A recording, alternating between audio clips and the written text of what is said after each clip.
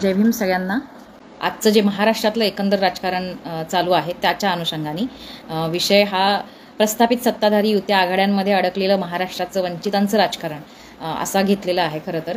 आणि ह्याच्यामध्ये सगळ्यात महत्त्वाचा मुद्दा म्हणजे केवळ वंचित ही आत्ताची सोकॉल्ड महाआघाडी त्याच्यामध्ये नाही आहे म्हणून फक्त आरोप केले जात आहेत असं नाही आहे, तर अनेक गोष्टींमुळे काही आरोप केले जात आहेत। तर त्याच्याही बद्दल की त्या आरोपांमध्ये किती तथ्य आहे काय आहे असंही थोडंसं बोलायचं आहे या अनुषंगाने, या विषयाच्या अनुषंगाने। आणि महाआघाडी किंवा ह्या सगळ्या युत्यांमध्ये वंचित स्वतःचं काही म्हणजे वंचित इन द सेन्स आंबेडकरवादी राजकारण करणारे पक्ष हे स्वतःचं असं काही राजकारण करणार आहेत का, त्यांना स्वतःचं राजकारण काय असतं ते कसं करतात ह्याच्याबद्दलची त्यांची जाण किती आहे या अनुषंगाने सुद्धा काही महत्त्वाचे मुद्दे मांडायचे आहेत। सगळ्यात महत्त्वाचा पहिला मुद्दा जो मला प्रकर्षाने जाणवतो ते म्हणजे असं की 2024मध्ये असं काय झालं की त्याच्यामुळे बाळासाहेबांना किंवा ज्याला आपण म्हणू आंबेडकरवादी पक्ष म्हणून असलेल्या अनेक पक्षांमध्ये प्रामुख्याने आणि महत्त्वाची शक्ती असलेला पक्ष हा बाळासाहेबांचा पक्ष आहे, ज्याला आपण वंचित बहुजन आघाडी या नावाने ओळखतो। तर ह्या पक्षाला एवढं महत्त्व या पर्टिक्युलर 2024च्या लोकसभेच्या इलेक्शनमध्ये येण्याचं कारण काय आहे, असं काय गणितं घडली म्हणजे त्यावेळेला जे आत्ता सध्या अगदी या समूहातली काही लोक स्वतःला आंबेडकरवादी म्हणवणारी लोक जी आरोप करतायत वंचित बहुजन आघाडी ही महाआघाडीचा पाठ बनायला पाहिजे, ठीक आहे आता ती झाली नाही तर मग तिने आघाडीला पाठिंबा द्यायला पाहिजे वगैरे वगैरे ह्या ज्या काही चर्चा होत आहेत, तर या चर्चांना असा ऊत आत्ताच का आलेला आहे, तो त्यावेळेला का नव्हता झालेला, अशा सगळ्या बाबी या अनुषंगाने मला असं वाटतं की बोलल्या पाहिजे। कारण या आरोपांमध्ये किती तथ्य आहे त्याच्यामध्ये स्पेशली जसे हे आरोप केले जात आहेत तर ते आरोप कुठल्या आधारे केला जातात त्याचा आधारसुद्धा आपण चेक केला पाहिजे, त्याला किती आपण महत्त्व दिलं पाहिजे या अनुषंगाने त्याचा आधार चेक करणं मला असं वाटतं की गरजेचं आहे। सगळ्यात पहिला महत्त्वाचा मुद्दा जो मी आत्ता बोलले की मुळात 2024मध्ये लोकसभेला अशा पद्धतीचं महत्त्व बाळासाहेबांच्या पक्षाला वंचित बहुजन आघाडीला का आलेलं आपल्याला दिसतं।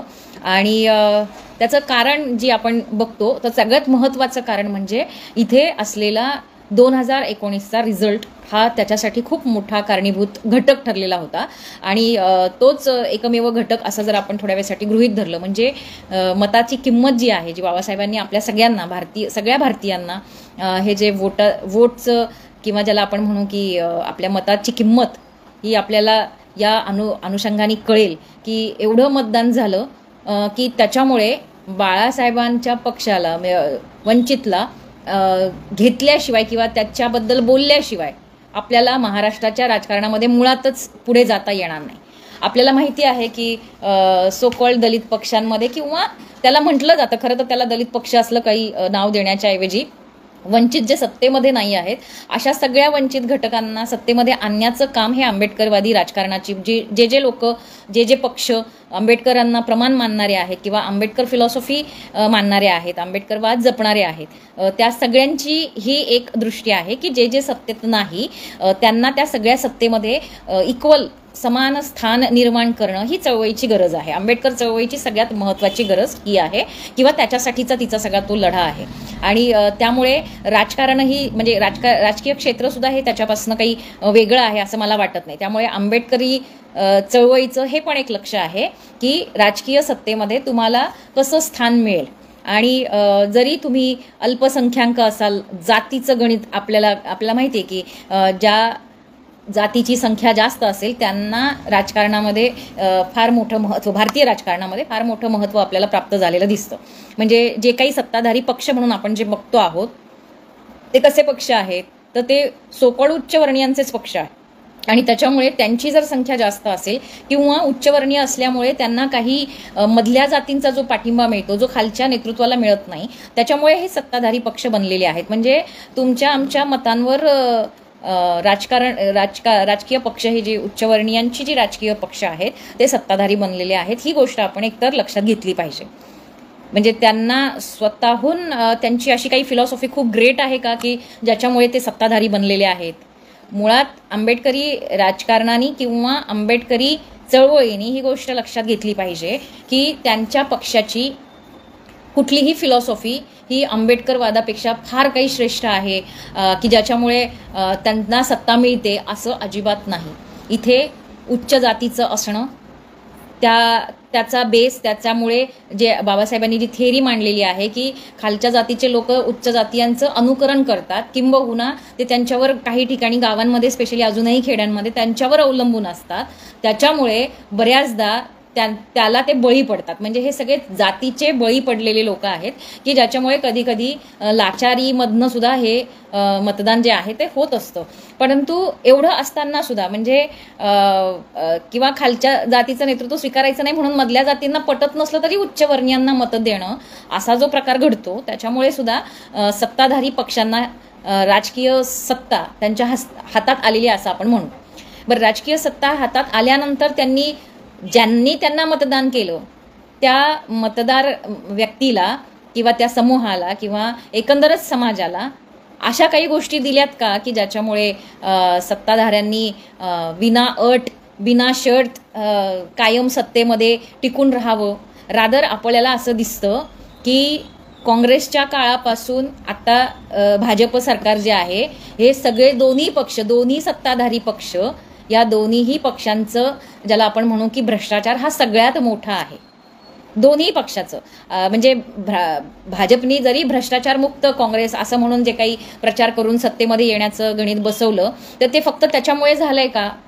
तर त्याला जातीचं त्यांचं श्रेष्ठत्व असणं, सामाजिक स्थानामध्ये त्यांचं उच्च स्थान असणं याचा पण तो एक इम्पॅक्ट आहे. त्यामुळे असलेले रिसोर्सेस हा त्यांचा दुसरा एक पार्ट आहे महत्त्वाचा. आणि ते राजकारण कशासाठी करतात? त्यांची उच्च स्थान ॲज इट इज राहण्यासाठी करतात. त्यांचं इकॉनॉमी जी त्या जातीमुळे त्या स्थानामुळे त्यांना प्राप्त झालेली आहे ती आर्थिक सत्ता टिकवण्यासाठी करतात. आणि भाजपसारखी लोक जी आहेत ती धर्मसत्ता टिकवण्यासाठी सुद्धा हे सगळं करत असतात. त्याच्यामुळे या सगळ्या सत्तांमध्ये आपलं वर्चस्व कसं कायम राहील ह्याच्यासाठी ते राजकारण करतात. मग आता मुद्दा असा असतो की आंबेडकरवादी चळवळीने आंबेडकरवादी राजकारण कसं केलं पाहिजे? ह्या सगळ्या सत्तांमध्ये जाण्यासाठी, या सगळ्या सत्तांमध्ये आपल्याला इक्वल स्थान मिळावं, समान संधी मिळावी, समान वाटप मिळावं, इथल्या सगळ्या नॅचरल रिसोर्सेसचं समान वाटप सगळ्यांमध्ये व्हावं, अशी जर आपली आयडिओलॉजी आहे तर मग आपण आपलं राजकारण कसं केलं पाहिजे? यासाठी आपलं राजकारण हे या इथल्या सत्ताधारी पक्षांना का विरोधामध्ये बोलतं. आणि खरं तर इतके वर्ष म्हणजे जवळजवळ आंबेडकर म्हणजे डॉक्टर बाबासाहेब आंबेडकरांपासून मी म्हणेन की तेव्हापासून जेव्हा मेजॉरिटी सो कॉल्ड आत्ता जे काही मेजॉरिटीचं भूत किंवा मेजॉरिटीचा जो एक धाक दाखवला जातोय की मेजॉरिटीमध्ये आल्यानंतर संविधान बदललं जाईल आणि म्हणून असं सगळं, तर मुद्दा असा आहे की त्याही काळामध्ये हे सगळे पक्ष मेजॉरिटीमध्येच होते. आपण कधी सत्तेमध्ये नाहीच आहोत. तर या मेजॉरिटीचा आपल्याला काय फायदा झालेला आहे हे एवढं तरी साधं गणित आपण बघणार आहोत की नाही राजकारणात? म्हणजे आपल्याला बऱ्याचदा आपण कसे असंविधानिक आहोत किंवा आपण त्यांच्याबरोबर आघाड्यांमध्ये नाही आहेत, आपण त्यांच्याबरोबर त्यांच्या पद्धतीप्रमाणे नाही आहोत. म्हणजे उदाहरणार्थ की मी सांगेल तसं असं जे काही वागणं असतं, ते जे काही लाचारीचं वागणं आपण मगाशी म्हटलं, तर हे लाचारीचं वागणं किती पिढ्या अजून सहन केलं पाहिजे असा एक मुद्दा आहे. आणि रादर आपल्याला बाबासाहेबांची जी चळवळ आहे ती चळवळ असं सांगते की तुम्ही स्वाभिमानाचं जीणं जगलं पाहिजे. मग स्वाभिमानाचं जीवन जगायचं असेल तर ते काय फक्त धार्मिक संघटनेमध्ये स्वाभिमानाचं जीवन जगायचं असतं का? बरं, तिथेही जगतात का? बऱ्याचदा आपले धर्मस्थळं जी आहेत ही कुणाच्या ह्याच्यातनं बांधली जातात त्याचाही आपण विचार केला पाहिजे. सामाजिक संघटना इतरांकडनं जेव्हा काही मदत घेत असतील त्यावेळेला ते कुठल्या पद्धतीचं काम करतात, त्यावेळेला त्यांचा स्वाभिमान नावाची गोष्ट शिल्लक असते का? तर मला असं वाटतं की हा स्वाभिमान आपल्याला आपल्या चळवळीने दिलेला आहे आणि तो टिकवणं हा सगळ्यात महत्त्वाचा ज्याला आपण म्हणू की कणा आहे तो आंबेडकर चळवळीचा. तो जर टिकला नाही तर तुमचं राजकारण, समाजकारण, धर्मकारण कुठलंही कारण हे अस्तित्वात राहू शकत नाही. आणि त्याच्यासाठी जर ही विचारधारा टिकवायची असेल तर तुम्हाला तुमचं स्वतंत्र अस्तित्व असणं गरजेचं आहे. राजकारणामध्ये युत्या आघाड्या होत असतात. अल्पसंख्याक असल्यामुळे त्या कदाचित आपल्याला अपरिहार्यता आहे, करावी लागते. परंतु याचा अर्थ असा नाही की कुठल्याही अटीवर शर्तीवर आपण ती करावी. म्हणजे जे लोक आता जे सल्ला देत आहेत की संविधान वाचवण्यासाठी आपण खरं तर ह्याला महाआघाडीचा आपण भाग झाला पाहिजे.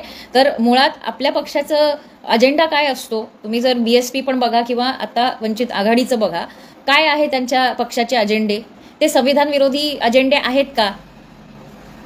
किंवा मला असं म्हणायचं आहे की प्रत्यक्ष कृतीमध्ये त्यांची जर तुम्ही आंदोलनं, आता ते सत्तेमध्ये नाही आहेत, पण प्रत्यक्ष कृतीमध्ये जेव्हा आंदोलनं ते करतात, त्यांची आंदोलनं ही संविधानाच्या विरोधात आहेत का?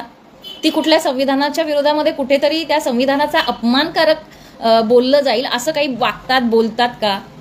अशा काही टेस्ट आपण केलेल्या आहेत. मग त्याच्यामध्ये आपल्याला हे सगळे पक्ष, म्हणजे मी इन्क्लुडिंग सगळे गट म्हणते आहे, आंबेडकरवादी म्हणणारे सगळे पक्ष किंवा गट तट, हे कधी अशा पद्धतीने आपल्याला वागताना दिसले का? मग त्याच्या जन्मापासून ते आत्तापर्यंतच्या ह्याच्यामध्ये जर ते तसे वागत नसतील, तर माझं असं म्हणणं आहे की आपण त्यांच्यावर, ते संविधानवादी नाहीत किंवा संविधानाला टिकवण्यासाठी त्यांचा लढा नाही असं कसं म्हणू शकतो? आणि त्याच उलट ज्या महाआघाडीमध्ये शिवसेना आहे, ते ज्या शिवसेनेनी गेली अनेक वर्ष हिंदुत्ववाद्यांबरोबर युती केली, युती नव्हे तर त्यांना वाढवलं, महाराष्ट्रामध्ये भाजपला वाढवण्याचं काम सेनेने केलेलं आहे. त्यामुळे त्या सेनेला हा किती बोलण्याचा राईट आहे की आपण संविधानवादी नाही आहोत किंवा संविधान वाचवण्यासाठी आपणच माघार घेतली पाहिजे किंवा आपणच सगळा त्याग केला पाहिजे? नेहमी त्यागाची अपेक्षा ही या छोट्या पक्षांकडनं का केली जाते? ज्यांच्याकडे भरपूर आहे ते थोडासा त्याग करू शकत नाहीत का? मग प्रश्न असा पडतो की मग ह्यांनी कधी राजकारणातच उतरू नये का? नुसता त्यागाची भूमिका आणि मत देणं एवढंच लोकशाहीमध्ये आपलं काम राहिलेलं आहे का? आणि एवढंच आपण करावं अशी सोकॉल्ड ज्यांनी वंचित किंवा आंबेडकरी पक्षांना जे विरोध करतात त्यांची अशी अपेक्षा आहे का की त्यांनी गप फक्त वोटिंग करावं आणि बिनशर्त जसं मनसेनी केलं? कधी काळी लावरे हा व्हिडिओसारख्या गोष्टीतनं मनसेनी सुद्धा चांगली बॅटिंग केलेली होती. त्याच मनसेचा आज आपण काय बघतो आहोत? बिनशर्त पाठिंबा. समाजवाद्यांनी बिनशर्त पाठिंबा दिलेला आहे, कम्युनिस्टांनी बिनशर्त पाठिंबा दिलेला आहे, जवळजवळ सगळ्याच लोकांनी, भले त्यांची ताकदही नाहीये त्यामुळे त्यांना बिनशर्त पाठिंबा द्यावाही लागतच असेल किंवा तो जो आपण म्हणू की शक्ती जी आहे ती त्यांची कमी आहे. आणि म्हणून त्यांचं जर महाराष्ट्रातलं आपण बघितलं, समाजवादी कम्युनिस्ट असतील किंवा सो कॉल्ड आपण थोड्या वेळेसाठी डाव्या विचारांचे किंवा मध्य विचारांचे वॉटेवर जे काही आहे पण भाजपच्या विरोधात असलेले, ह्या सगळ्या लोकांचा जेव्हा आंदोलनं करतात किंवा अजून वेगवेगळ्या माध्यमातून ते काम करत असतात तेव्हा राजकीय भूमिका त्यांची काय ठरलेली असते किंवा आतापर्यंत त्यांनी काय घेतलेली होती? त्यांनी कायम काँग्रेस किंवा राष्ट्रवादी काँग्रेस अशा लोकांनाच पाठिंबा देण्याचं काम केलेलं आहे. त्यांचा स्वतःचा, म्हणजे उदाहरणार्थ आपण युक्रांसारख्या काही ज्या संघटना ह्याच्यामध्ये इन्व्हॉल्ड आहेत की ज्यांनी कधी काळी आमदारकी म्हणा, खासदारकी म्हणा, जे काही निवडणुकीच्या राजकारणामध्ये ते होते, निवडून आलेले आहेत, त्यांनी नंतर त्यांचा पक्ष वाढवायच्या ऐवजी किंवा ती वाढ होत नाहीये म्हणून सातत्याने राष्ट्रवादी काँग्रेसला पाठिंबा देणं, हे जी गोष्ट केलेली आहे, तसं राजकारण आंबेडकरवाद्यांकडनं अपेक्षित आहे का? सो कॉल्ड आंबेडकरवाद्यांना हा मला एक प्रश्न पडतो की अशा पद्धतीचं राजकारण आपल्याला अपेक्षित नाही, ते आंबेडकरांना अपेक्षित नाही.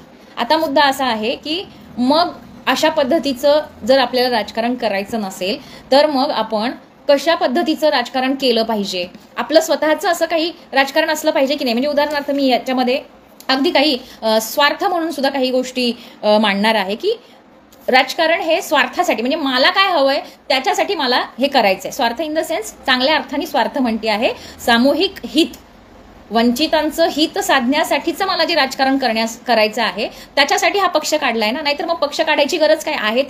त्यांनाच जर आपण सेक्युलर आणि संविधानवादी समजत असू तर त्यांच्याबरोबर का नाही सरळ सरसकट? बाबासाहेब सुद्धा त्यावेळेला गेले, त्यांनी तर असा एक, म्हणजे आता ते त्याच्यामध्ये मी जात नाही, फार पास्ट होईल ते, परंतु ते त्यांच्याबरोबर न जाता त्यांनी सुद्धा युती किंवा ज्याला आपण म्हणू की स्वतंत्र त्यांचं अस्तित्व, म्हणजे त्यांनी स्वतः असं म्हटलेलं आहे. बरेच लोक असा एक आरोप करतात बाबासाहेबांवर की ते काँग्रेसमध्ये जाऊनच तर मग लॉ मिनिस्टर वगैरे झालेले आहेत, मग त्यावेळेला त्यांनी माघार नाही का घेतली वगैरे वगैरे.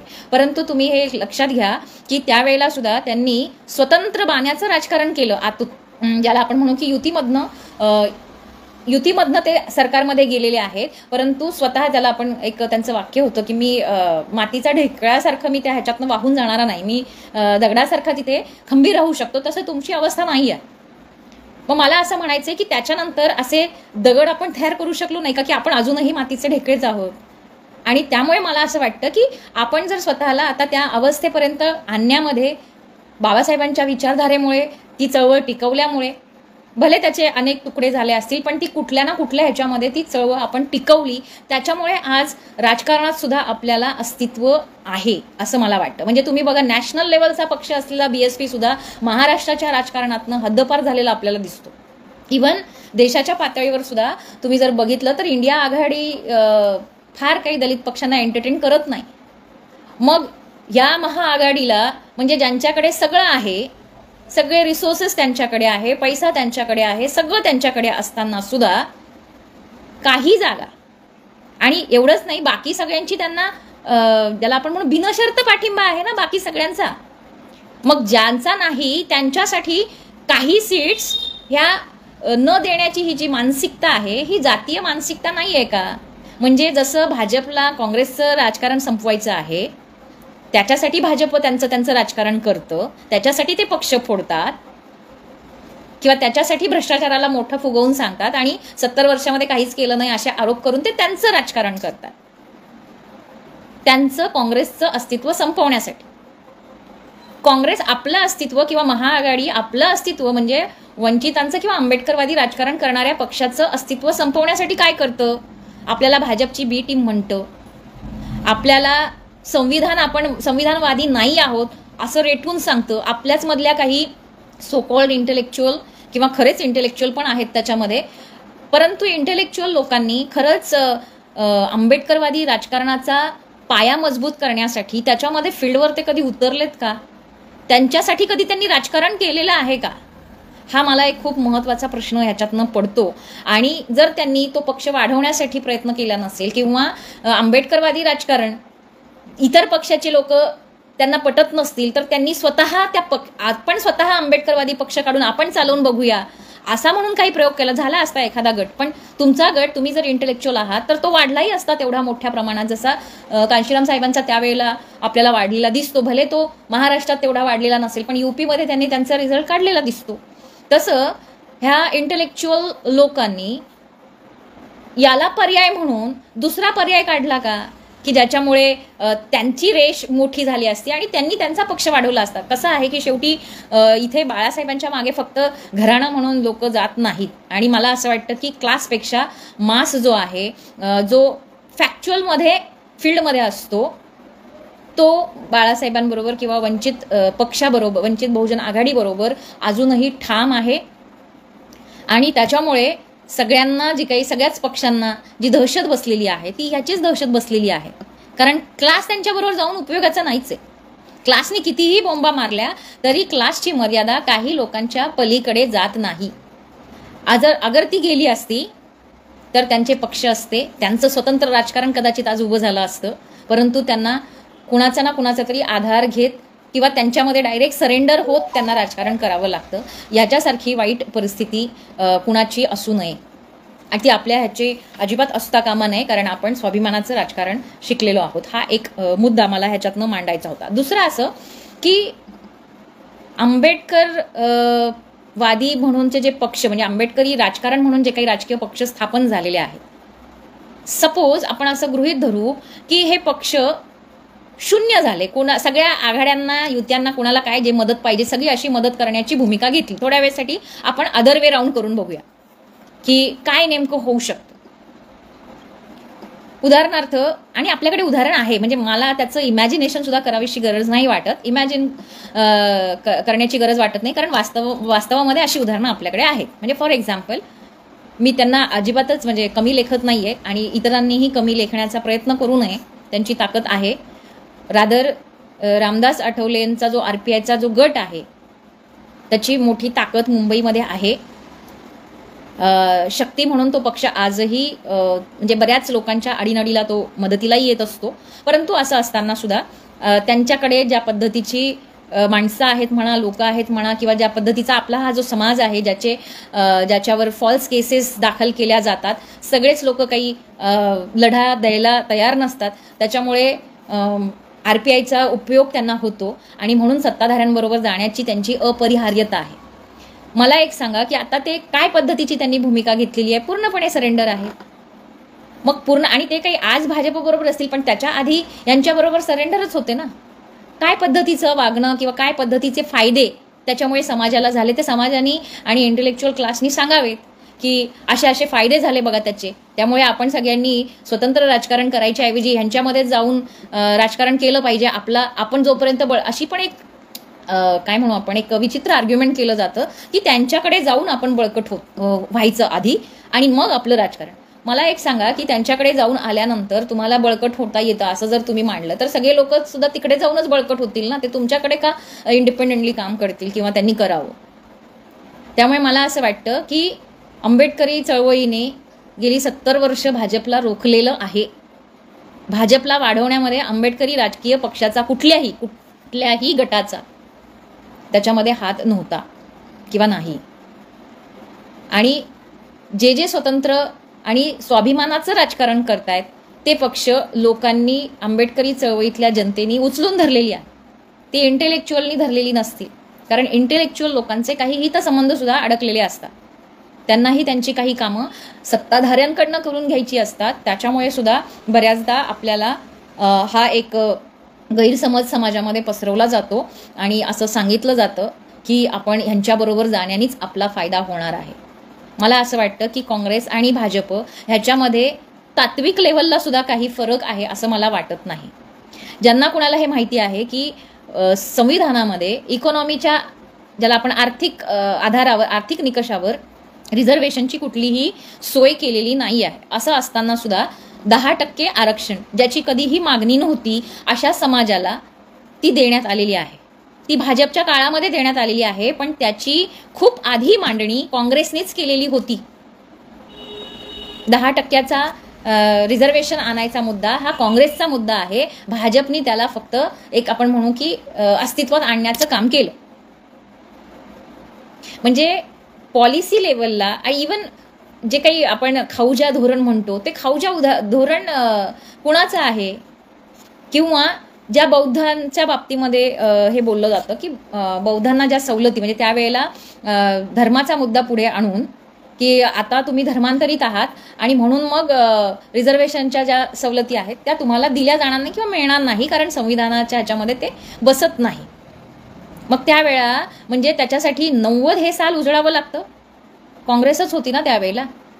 मग काँग्रेस असताना 90 साली तुम्हाला बौद्ध म्हणून, आणि ते पण कुणाचं सरकार होतं त्यावेळेला, काँग्रेसचंही नव्हतं त्यावेळेला, VP सिंगांचं सरकार होतं, ज्या सरकारमध्ये ही अमेंडमेंट होते आणि बौद्धांना त्याच्या सवलती मिळतात. निदान आपल्या हिताचं काम कोण करतं, आपलं राजकारण. म्हणून मी मगाशी म्हटलं की स्वार्थी राजकारण तरी आपण बघतो का, की आमच्यासाठी कुणी काम केलं, आपले हे सगळे फायदे, बौद्ध म्हणून आपल्याला जो स्वाभिमान जपता येतो तो स्वाभिमान या 90च्या अमेंडमेंटमध्ये VP सिंग म्हणजे ज्याला आपण म्हणू की जनता दलाच्या त्या प्रयोगाने झालेला आहे. किंवा ओबीसींनी सुद्धा हे लक्षात घ्यावं की मंडल आयोगाची ऍक्च्युअल मांडणी, ज्याला आपण म्हणू लागू करण्याचं काम जे आहे ते VP सिंगांच्या काळात झालेलं आहे, जनता दलाच्या काळात झालेलं आहे. त्याच्यामुळे स्वतंत्र राजकारण जेव्हा तुम्ही स्वतःच्या बळावर करता तेव्हा तुम्ही स्वतःच्या पॉलिसी आणू शकता. ते काँग्रेस किंवा भाजप आणू शकत नाही, कारण VP सिंगांच्या त्या निर्णयानंतर भाजपनी त्यांचा पाठिंबा जो आहे काढून घेतला होता मंडल आयोग लागू केल्यामुळे, आणि त्यांनी ते सरकार पाडलं त्यावेळेला. आणि काँग्रेस तर त्यावेळेला याच्या विरोधातच होती. त्याच्यामुळे त्यांनी गेली अनेक वर्ष, बाबासाहेबांच्या काळापासून हा प्रश्न जो आहे तो भिजत ठेवलेला होता. आणि म्हणूनच बाबासाहेबांनी ओबीसींचं मंडल आयोग लागू केलेलं नसल्यामुळे, काका कालेलकर आयोग हा लागू केला नसल्यामुळे, प्लस स्त्रियांच्या बाबतीमध्ये त्यांना हिंदू कोड बिल हे लागू केलं नसल्यामुळे, तिला त्यावेळेला म्हणजे 1955 मध्ये खरं तर आपल्याला किंवा त्याच्या आधीच आपल्याला ज्याला आपण प्रॉपर्टी राईट म्हणतो तो तेव्हा ॲब्सोल्यूट ओनर बनलो असतो, त्याला 2005 उजळावं लागलं. मग ह्या गोष्टी आपल्या स्वार्थाच्या म्हणा, आपल्या हिताच्या म्हणा, ह्या जर आपल्या हिताच्या आहेत तर ह्याच्यासाठी आपण राजकारण केलं पाहिजे की ह्यांना वाचवण्यासाठीचं राजकारण आपण केलं पाहिजे. मला अजूनही का लोक कन्फ्यूज आहेत हे कळत नाही. जोपर्यंत तुम्ही स्वतःच्या विचारांची लोक तयार करत नाही, त्याचे प्रोग्राम तसे तुम्ही देत नाही, जोपर्यंत लोकांमध्ये जे आता प्रशांत किशोरचे मी काही व्हिडिओ बघितलेले आहेत, तेही तेच सांगतात की लोकांमध्ये जाण्याचे प्रोग्राम्स असले पाहिजे. लोकांमध्ये जाऊन तुम्ही ती विचारधारा जर राबवली तर त्या विचारधारेचे लोक त्याच्यामध्ये येऊ शकतात. आणि तेच बाबासाहेब सुद्धा त्यावेळेला म्हटले होते की चांगल्या विचारांची लोक जोपर्यंत तिथे येत नाही तोपर्यंत संविधान तुमचं कुणीच वाचवू शकत नाही, संविधान कितीही चांगलं किंवा वाईट असलं तरी. संविधानाला जर वाचवायचं असेल तर चांगली लोक निवडून जाणं हा त्याच्यावरचा उपाय आहे. आणि त्याच्यासाठी चांगल्या विचारांची लोक ही आपल्या पक्षांमध्ये नाही आहेत का? आपले विचार एवढे वाईट आहेत का? आंबेडकरवादी विचार हे वाईट आहेत का?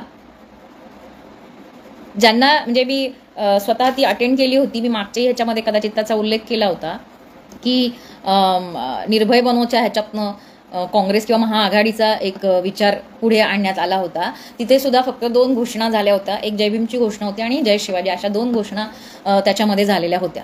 त्याच्यामध्ये कुठेही गांधीजी की जय म्हणजे ज्या विचारधारेला लोक जवळजवळ विसरलेले आहेत अशा कुठल्याही ज्याला आपण म्हणू की ते हॅमरिंगच्या माध्यमातून ती विचारधारा जिवंत ठेवण्याचा प्रयत्न चालू आहे. पण तुम्ही बघा, एक लक्षात घ्या एक गोष्ट की स्पेशली जेव्हा भाजप निवडून आलं आणि भाजपनी त्यांच्या विचारधारेवर आधारित, जे की कॉन्स्टिट्यूशनच्या विरोधातली विचारधारा आहे त्यांची, त्यामुळे ते कॉन्स्टिट्यूशनच्या विरोधामधले काही निर्णय घेत असतात.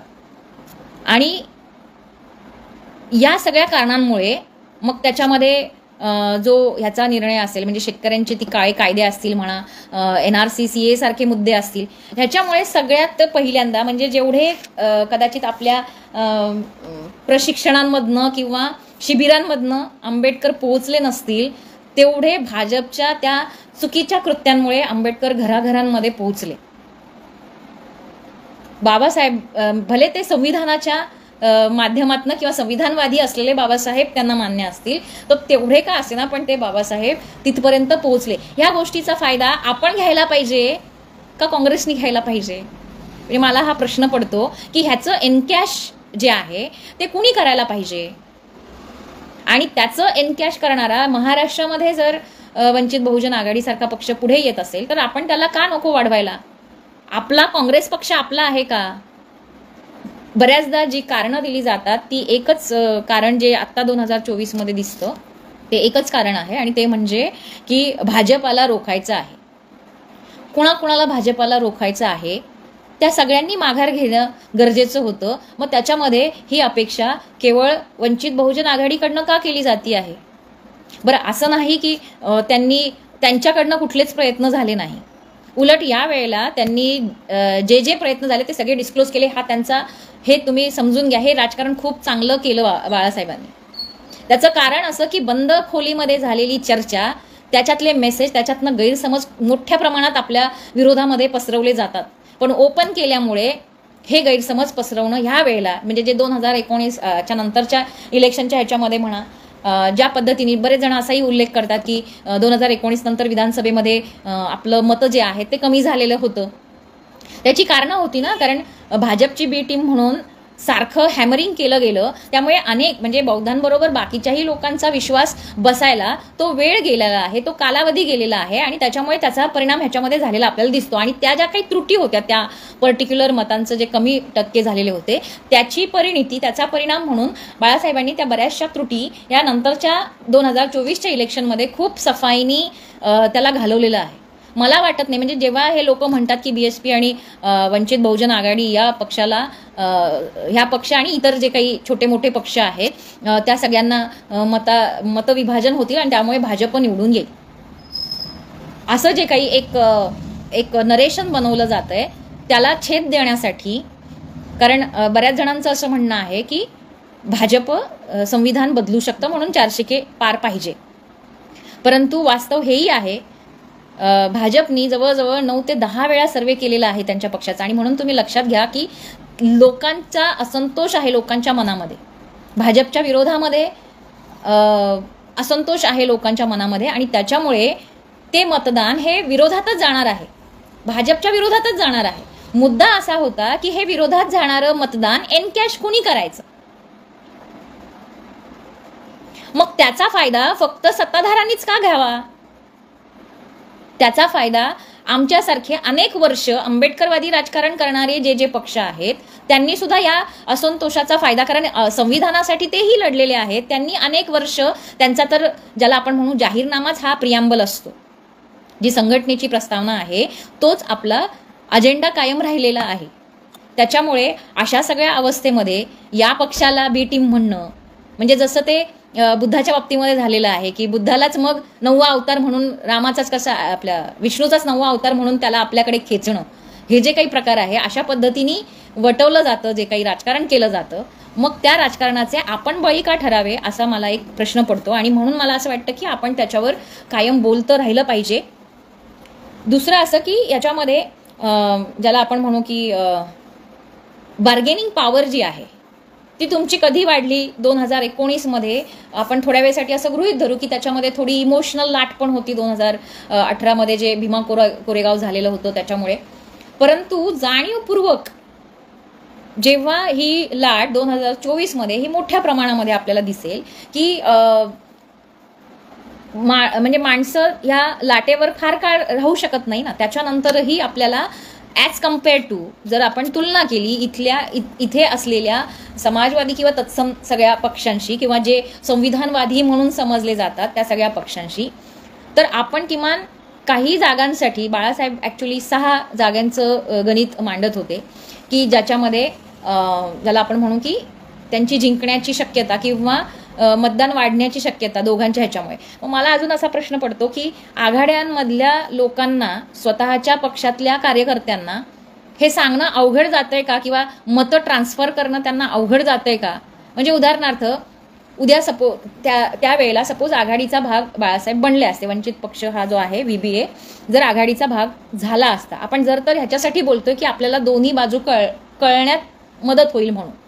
सपोज जर आघाडीमध्ये आपण भाग झालो असतो आणि 6 जागा किंवा 7 जागा वॉटेवर काय ज्या जागा आहेत ज्याची आपण डिमांड केली असती आणि त्या सगळ्या आपल्याला मिळाल्या असत्या असं आपण सगळं गृहीत धरू पॉझिटिव्ह वेने, तर त्याला जिंकून आपल्या कार्यकर्त्यांना, जसं की वंचितनी सगळ्या आपल्या कार्यकर्त्यांना सांगितलं असतं की आघाडीला मतदान करा, जसं आता त्यांनी कोल्हापूरमध्ये शाहू महाराजांच्या बाबतीमध्ये ती भूमिका घेतलेली असेल, बारामतीमध्ये घेतलेली असेल किंवा नागपूरमध्ये घेतलेली असेल, अशा जे काही केलेलं आहे तर तिथे आपली लोक जी आहे ती मतं जी आहेत ती ट्रान्सफर करणार आहेत. तर मग हे आघाडीचे लोक जे आहेत ते सांगू शकले नसते का त्यांच्या कार्यकर्त्यांना की ह्या जागा आहेत, म्हणजे जागांच्या वाटपावरनं का वाद व्हायला पाहिजे? मला हे अजूनही लक्षात येत नाही. भाजपाला हरवायचा हा एक अजेंडा जर सगळ्यांचा कॉमन फॅक्टर आहे तर त्यांनी आमचे कार्यकर्ते मतं देतील आणि ते तुम्हाला निवडून आणतील, तुमचे फक्त जागा सांगा असं गणित का नाही बोलले? माझं म्हणणं आहे, आपण नेहमी घरामध्ये जेव्हा आपण बघतो तेव्हा आपण काय म्हणतो की नेहमी मोठ्या भावानी किंवा मोठ्या जो वयाने मोठा असतो त्यांनी पडकी बाजू घ्यायची असते. तर इथे कसं चाललेलं आहे उलटं सगळं, तुम्ही पडकी बाजू घ्या, तुमचं काहीच नाही आहे. काहीच नाही असताना जी 12 जागांवर काँग्रेसला जो काही डॅमेज झालेला आहे हे स्वतःच सांगतात. मग हा डॅमेज कशामुळे झाला? काहीतरी अस्तित्व असल्यामुळे झालाय का काहीच नसल्यामुळे झालाय? हे तरी गणित आपल्याला समजायला पाहिजे. म्हणजे आपण काहीतरी नक्कीच आहोत. आता उद्या जर आपण असे सरेंडर होत गेलो तर आपण हे जे काही आहोत ते काहीतरी शिल्लकही राहणार नाहीत, ह्याची जाण आपल्या सगळ्यांना असली पाहिजे. आंबेडकरी राजकारण टिकवून ठेवायचं असेल, आंबेडकरी चळवळ टिकवून ठेवायची असेल तर आपल्याला या जेव्हा आघाडीमध्ये घेतलं जात नाही, जेव्हा आपल्या युत्या फसतात म्हणा किंवा युत्या होत नाहीत किंवा युत्या केल्या जात नाही आपल्याबरोबर, अशा सगळ्या सिच्युएशनमध्ये स्वतंत्र राजकारणाची भूमिका आंबेडकरवाद्यांनी घेतली पाहिजे असं माझं वैयक्तिक मत आहे. कारण जेव्हा तुमचं स्वतंत्र राजकारण असतं तेव्हा लोक तुमच्याकडे आशेने बघत असतात. ते तुम्ही सातत्याने टिकवलं तर उद्या लोकांचा विश्वास हा वाढत राहतो. आज लोकांचा विश्वास ह्याच्यातनं अजूनही वाढेल आणि तो वाढला तर म्हणजे फक्त आपल्याला गरज काय आहे, ज्या काही त्रुटी पक्षांमध्ये असतात, संघटना बांधणीच्या असतील किंवा मतदारसंघ बांधणीच्या असतील, त्या काही रिसोर्सेसमुळे पण बऱ्याचदा होत नाही आणि बऱ्याचदा ज्याला आपण म्हणू की लोकांचं हे पण काही ठिकाणी म्हणणं आलेलं आहे की कार्यकर्त्यांना तिकीट दिली जात नाही. तर बऱ्याचदा त्याचं कारण हे असं पण आहे की कार्यकर्त्यांना ज्याला आपण म्हणू की साधी पब्लिसिटी पण करण्याचे आपल्याकडे तेवढं नसतं आणि पक्षाकडे मुळातच एवढा पैसा नाही की पक्ष स्वतः त्याच्यावर काहीतरी पैसे लावेल. तर अशा पण काही गोष्टींचा आपण विचार केला पाहिजे. आंबेडकरी चळवळ ही जगातली अशी एक चळवळ आहे की जी रिसोर्सलेस लोकांना चालवायची आहे. ज्यांच्याकडे शून्य रिसोर्सेस आहेत अशा लोकांनी ती चालवायची आहे. आणि बाबासाहेबांनी अशाच लोकांकडनं ती चालवली. अशा लोकांनी इतका मोठा त्याग केला की त्याच्यामुळे आज आमच्यासारखी लोक ही शिक्षणामध्ये असेल किंवा बाकी सगळ्या ह्याच्यामध्ये आपलं स्थान निर्माण करू इच्छित आहेत किंवा करण्याचा प्रयत्न करतायत. काही जण त्याच्यामध्ये सक्सेस होत आहेत. हे चित्र आपल्याला त्याच्यामुळे दिसतं, हे लक्षात घ्या. लाचारीच्या राजकारणाने आपलं कुठलंही अस्तित्व शिल्लक राहणार नाही. आजही आपण भीमा कोरेगावला जातो, किती लोक होती? 500 लोकांनी केलेलं युद्ध, पण त्याच्यामध्ये ती स्वाभिमानाची जी काही ऊर्जा होती त्या ऊर्जेपायी ते जिंकलेलं युद्ध होतं, हे तुम्ही लक्षात घ्या.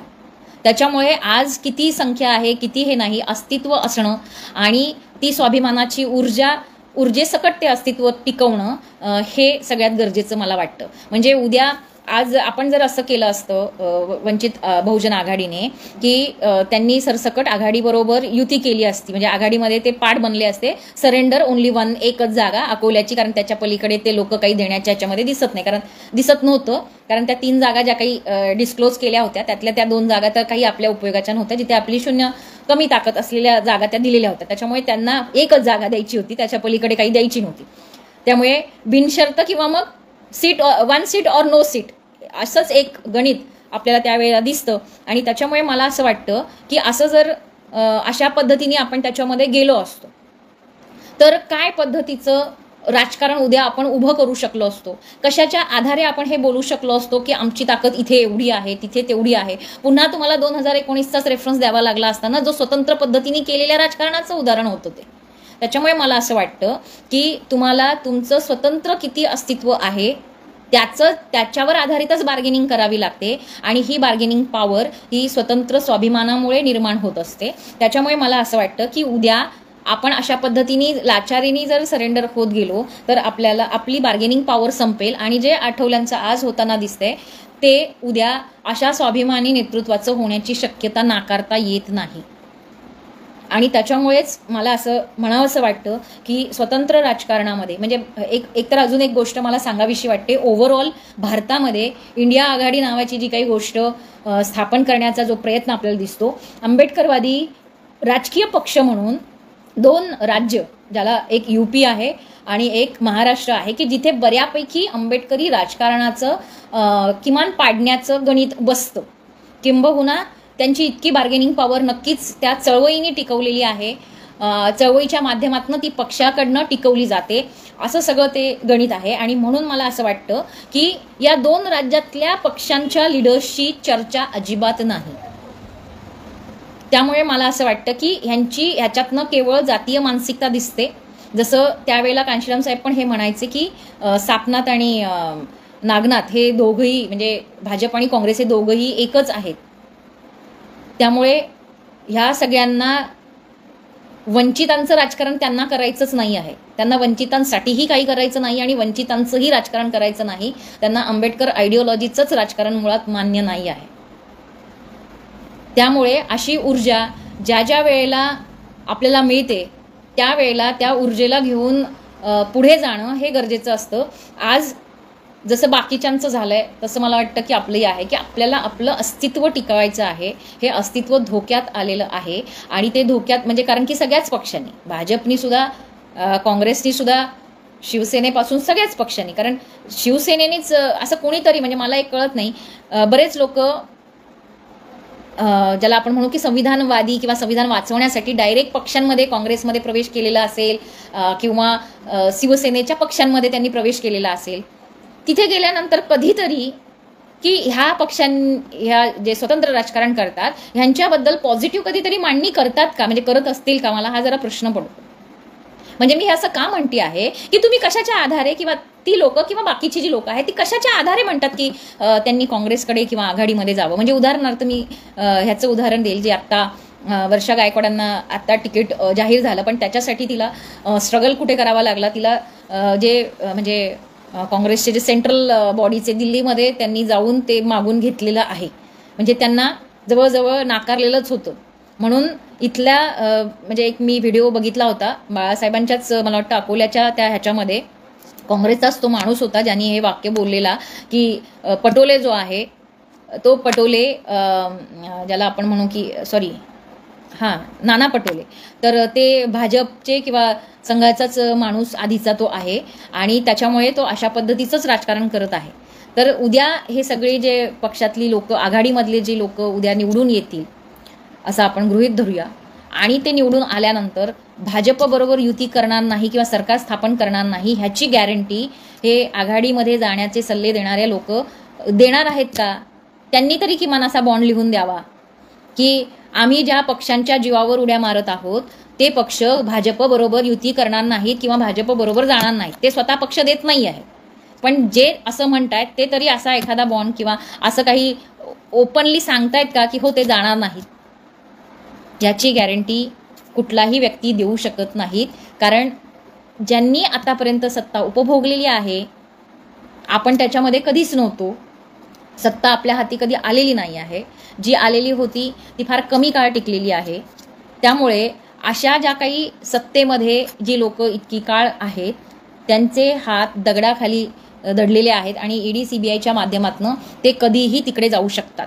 किंबहुना उद्या आघाडीतनं निवडून आलेला माणूस हा काँग्रेसबरोबर काही काळ म्हणजे आघाडीतल्या त्या पक्षांबरोबर काही काळ राहिल्यानंतर गुवाहाटीसारखा प्रकार झाला तर म्हणजे ती फोडली तर ते भाजपमध्ये जाऊ शकतात, भाजपबरोबर अलायन्स करू शकतात.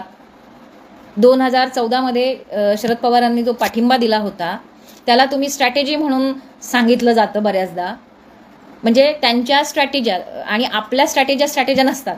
म्हणजे हे जे काही एक ज्याला आपण म्हणू की त्याचं ते काहीतरी एक अशी म्हण आहे आणि आमचं ते कार्ट असं.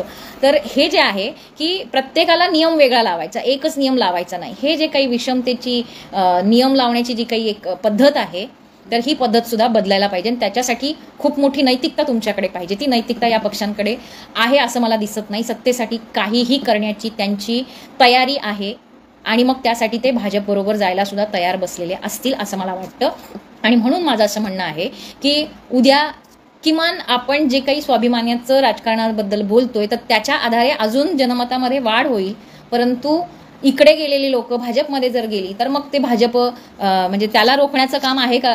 त्याचं काही सोल्युशन किंवा त्याच्यावर काही भाष्य आहे का आपल्याकडे? त्याचं काही उत्तर आहे का? म्हणजे तुम्हाला कुठल्याही परिस्थितीमध्ये भाजपच नाही तर आता जे डायल्यूट झालेले सॉफ्ट हिंदुत्ववादी अशी जी संकल्पना वापरली जात आहे आणि त्याच्यामुळे स्वतंत्र बहुजनांचं राजकारण जे आंबेडकर वादामध्ये अपेक्षित आहे ते आपल्याला होताना दिसणार नाही. त्यामुळे मला असं वाटतं की म्हणजे बच्चू कडूंचा एक जो आत्ता कॅन्डिडेट त्यांनी अमरावतीमध्ये दिलेला आहे, बच्चू कडूंच्या बाबतीमध्ये किती मोठ्या प्रमाणामध्ये हे लोक बोलताना दिसतात. जेवढं मोठ्या प्रमाणामध्ये जो गळा आवळला जातो तो वंचित बहुजन आघाडीपुरताच का मर्यादित राहतो?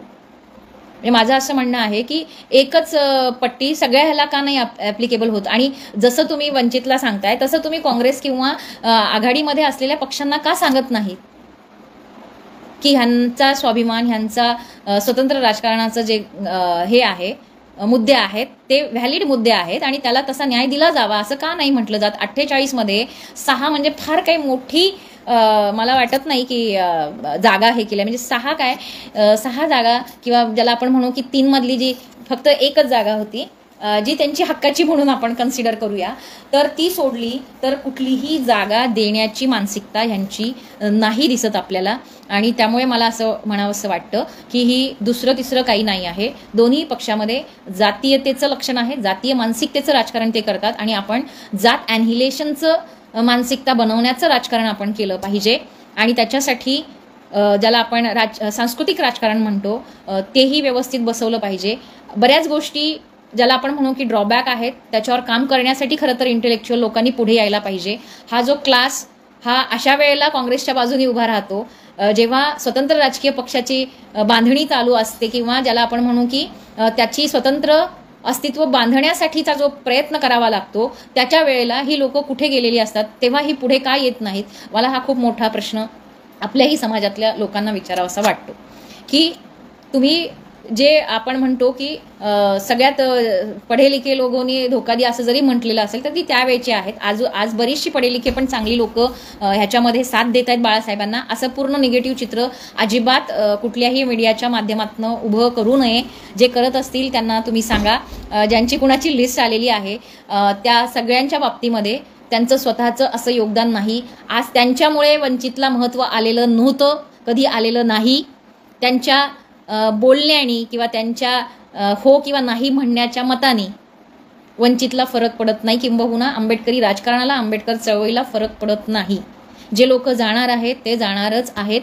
आणि ज्यांना म्हणजे मला फार वाईट वाटतं की मासमधल्या स्लममध्ये राहणाऱ्या लोकांना जेवढी चळवळ कळते तेवढी क्लासमधल्या लोकांना कळत नाही. रादर क्लासमधली लोक ही जनमानसामध्ये जातच नाही, कुठलं संघटन ते बांधत नाहीत. आणि त्याच्यामुळे पक्षामध्ये सुद्धा ती हार आपल्याला दिसते. म्हणजे कुठलंही राजकीय पक्ष हा केवळ मासवर तरत नाही, तो टिकू शकतो, तो फार लांब पल्ल्याच्या पर्यंत प्रवास करू शकतो, पण तो फक्त प्रवास असतो. त्याला एका पर्टिक्युलर स्टेशनवर हे करायचं असेल किंवा त्याला एका डेस्टिनेशनवर न्यायचं असेल तर सगळ्यांचीच मदत त्याच्यामध्ये गरजेची असते. आणि स्पेशली क्लासची, कारण त्यांना बघून बाकीची लोक अट्रॅक्ट होत असतात. बाकी समूहातले म्हणते म्हणजे बाकीच्या जातीतली लोक म्हणा ते अट्रॅक्ट होत असतात. त्यांना कन्व्हिन्स करण्याची कला ही तुमच्याकडे इंटेलेक्च्युअल असल्यामुळे आणि प्लस तुम्ही लाचार नसल्यामुळे ही मोठ्या प्रमाणामध्ये वाढू शकते. परंतु ते तसं होताना फार कमी प्रमाण, म्हणजे जवळजवळ फारच कमी प्रमाण जे आहे ते आपल्याला दिसतं, जे राजकारणामध्ये ॲक्टिव्हली पार्टिसिपेट करत नाही. मी असं म्हणत नाही की प्रत्येकाने कॅन्डिडेट म्हणून उभं राहावं, पण ज्याला आपण म्हणू की ह्या बांधणीसाठी आपण रोज काय काम करत आहोत. तुम्हाला माहिती, जेव्हा तुम्ही RSS भाजपला नावं ठेवता पण त्यांच्या शाखा रोज चालत आहेत. ते रोज वस्त्यांमध्ये जाऊन म्हणा, क्लास म्हणजे ज्याला आपण सोसायटी म्हणतो त्या सोसायट्यांमध्ये जाऊन म्हणा, ते प्रत्येक घरातल्या लोकांशी संपर्क करतायत. आपल्यातले किती लोक अशा पद्धतीचा संपर्क करतायत. म्हणजे समाजाचंच रिफ्लेक्शन ह्या सगळ्या चळवळीच्या वेगवेगळ्या घटकांमध्ये किंवा फील्डमध्ये दिसतं. ते राजकारणातही आपल्याला तशा पद्धतीचं दिसतं. परंतु असं असतानाही मी जसं मगाशी म्हटलं की मी अजिबात निराश नाही. त्याचं कारण असं की जेव्हा जेव्हा भाजपला हरवण्याची भाषा बोलली जाते तेव्हा आंबेडकरांचीच गरज पडते, किंबहुना आंबेडकरवाद्यांचीच गरज पडते. आंबेडकरवाद्यांची गरज मी ह्याच्यासाठी म्हणते आहे, जसं मी मगाशी म्हटलं की निर्भय बनवला पण प्रोटेक्शन देण्याचं काम हे आंबेडकरवादीच करतात. कम्युनिस्ट हे आंबेडकरवाद्यांच्या वस्त्यांमध्येच वाढताना आपल्याला दिसतात. समाजवादी हे तिथेच वाढताना दिसतात. म्हणजे ह्यांना दुसऱ्या समाजामध्ये त्यांचे विचार पसरवण्यासाठीची मशागत करताना हे लोक दिसत नाहीत फारशी. मला असं वाटतं की ह्या सगळ्यांनी प्रत्येक जातीमध्ये पुरोगामी विचारांचं जर वारं भरलं असतं तर हा सगळा पुरोगामी विचार आंबेडकरवादाकडे आल्याशिवाय राहणार नाही, ह्याची मला खात्री आहे. आणि म्हणून मला असं वाटतं की उद्या कितीही सेक्युलरवादी पुरोगामी म्हणणारे पक्ष जरी आले तरी आंबेडकरवादाला डावलून त्यांना त्यांचं राजकारण करता येणार नाही. आणि म्हणून भाजपसारख्या पक्षाला, जो RSS आणि हिंदुत्ववादी पक्ष आहे, त्याला सुद्धा विदाऊट आंबेडकर पुढे जाता येत नाही. हे वास्तव लक्षात घेऊन, आंबेडकरांचं महत्त्व लक्षात घेऊन त्याचं स्वतंत्र राजकारण करण्याची किती गरज आपल्याला आहे हे ह्याच्यातनं मला वाटतं मेसेज गेला पाहिजे. तर आपल्याला या पद्धतीचं जे काय म्हणू आपलं अस्तित्व शिल्लक राहील. अन्यथा आपल्याला कुणीही विचारणार नाही. जे बाकीच्या लोकांचं झालेलं आहे, म्हणजे बाकीच्या ज्या सत्यशोधक फुल्यांची जी काही चळवळ होती ती स्वतंत्र अस्तित्व नसल्यामुळे गेलेली आहे, म्हणजे गमावलेली आहे त्यांनी. स्वतंत्र अस्तित्व जर ब्राह्मणेतर पक्षाच्या माध्यमातून म्हणा किंवा सत्यशोधक चळवळ म्हणून जर राहिलं असतं, परंतु त्यांनी ते काँग्रेसमध्ये विलीन केलं, तर आपल्याला आपला इतिहास सुद्धा आपण बघितला पाहिजे, त्याच्यातनं आपण शिकलं पाहिजे. मिस्टेक रिपीट करण्यामध्ये काही अर्थ नाही, त्याला बदलून त्याला करेक्ट करून आपण पुढे गेलं पाहिजे. बाबासाहेबांनी सुद्धा सांगितलं की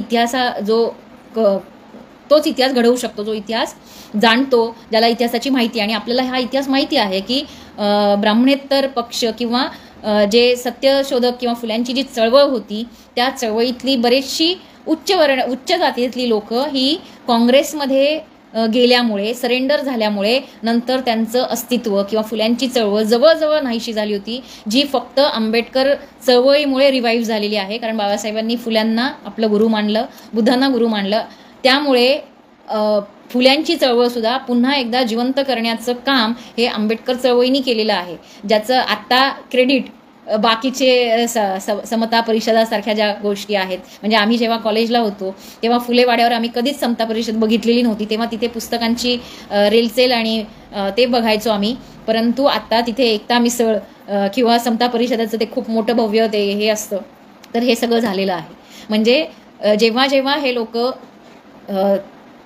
आपण ज्या गोष्टींना क्लेम करत आहोत तो आपला क्लेम सुटता कामा नये, तो जर सुटला तर ते लोक घ्यायला बसलेले आहेत. हे सगळे क्लेम आपले आहेत, आपले ओरिजिनल आहेत. बुद्ध जसा बाबासाहेबांनी आपल्याला परत ओरिजिनल करून दिलेला आहे, तो आता रामाचा विष्णूचा अवतार राहिलेला नाही, तसे आपल्याला आपले क्लेम, आपले स्वतंत्र महामानव जेवढे पण आहेत झालेले, त्या सगळ्या महामानवांना ह्यांच्या तावडीतनं सोडायचं आहे. मग त्याच्यामध्ये संत तुकाराम असतील, बसवेश्वर महाराज असतील, किंवा म्हणजे सगळेच संत परंपरातली जी काही चळवळ आहे ती सगळी संत परंपरासुद्धा ह्यांनासुद्धा मानवमुक्तीची गरज आहे. आणि त्याच्यामुळे त्यांनाही या राजकारणातनं सोडण्याची गरज निर्माण झालेली आहे. तिची सोडवणूक केली तर आंबेडकरी राजकारण, आंबेडकरी चळवळ एकंदरच ती वाढते. आंबेडकर चळवळ वाढली की राजकीय पक्षसुद्धा वाढतात किंवा ते राजकीय रिझल्ट आपल्याला मिळू शकतात. जे पॉसिबल आहे असे अनेक गोष्टी ज्या पॉसिबल होत्या, झालेल्या आहेत इतिहासामध्ये, त्या इथून पुढे सुद्धा होऊ शकतात. कारण इथून पुढे सगळ्यात जास्त गरज ही आंबेडकरवादाची असणार आहे लोकांना. कारण आपण किती जरी म्हटलं आणि उद्या भाजप EVMच्या माध्यमातून जरी आली, जरी तुम्ही आता किती आपण हातपाय आपटले आणि आपण असं गृहीत धरू की EVMच्या माध्यमातून ती येणारच आहे, असं जर आपण गृहीत धरलं तर त्या भाजपाला विरोध करण्यासाठी म्हणा किंवा त्या भाजपाला पूर्णपणे नेस्तनाबूत करण्यासाठी आंबेडकरवादाशिवाय दुसरा पर्याय नाही. आणि तो पर्याय आपण सगळ्यांना देऊ शकतो, त्याच्यामध्ये सगळे समावेश होऊ शकतात. हे आत्ताच्या वंचित बहुजन आघाडीच्या अनेक प्रयोगांनी सिद्ध केलेलं आहे. म्हणजे ओबीसींनी OBC मेळावे लावलेले असतील, म्हणजे ज्याला आपण म्हणू की वडार किंवा अजून आदिवासी किंवा हे जे बंजारा समाजाचे वगैरे हे जे काही आत्ता लिंगायत समाजाचे जे काही मेळावे झालेले आहेत, हे सगळे लोक आणि लोकसुद्धा तेव्हाच येतात जेव्हा तुमची ही ताकद दिसते. त्याच्यामुळे नेतृत्वामागे खंबीर उभं राहणं, काही चुका होत असतील तर खंबीर जे लोक राहतात त्यांच्या लॉबिंगमुळे म्हणा किंवा त्यांच्या सांगण्याने सुद्धा काही निर्णय बदल होऊ शकतात. परंतु तुम्ही त्यांना साथ दिलेली असली तर ते तुमचं ऐकतील, असं पण एक गणित आपण लक्षात घेतलं पाहिजे. आपण साथ देत नसू आणि आपण त्यांना म्हणत असू की तुम्ही हा निर्णय घ्या, तो निर्णय घ्या, ह्याच्याबरोबर जा, त्याच्याबरोबर जा, तर तुमचं कुणीही ऐकणार नाही.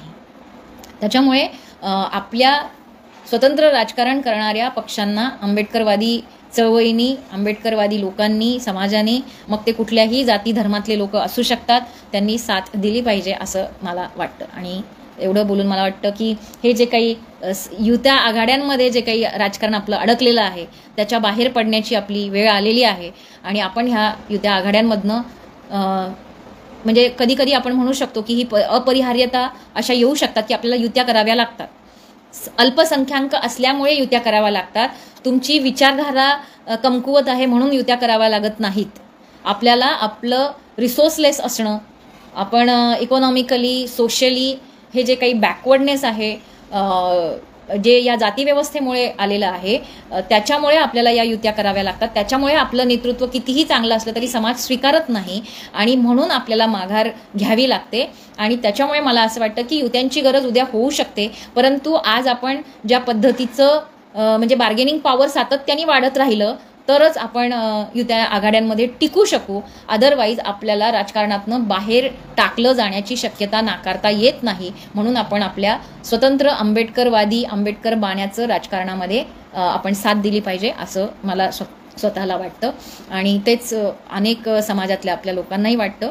त्याच्यामुळे कुठल्याही अफवा किंवा काहीही ज्याला आपण म्हणू की गैरसमज लोक हे करत असतात आणि त्याच्यामुळे त्या कुठल्याही अफवांना बळी न पडता आपण या वेळेला तरी, कारण की कसं आहे की एक सीट जर अकोल्यातनं निवडून आली तर आपला एक खासदार आणि 6% जर आपलं मतदान सगळं मिळून झालं, म्हणजे आपण सगळीकडे जरी हारलो पडलो तरी सुद्धा माझं असं म्हणणं आहे की एक राज्याचा पक्ष म्हणून जर आपण इथे टिकून तग धरला तर त्याच्या आधारावर उद्या येणाऱ्या विधानसभेमध्ये आपल्याला चांगलं भविष्य लागू शकतं.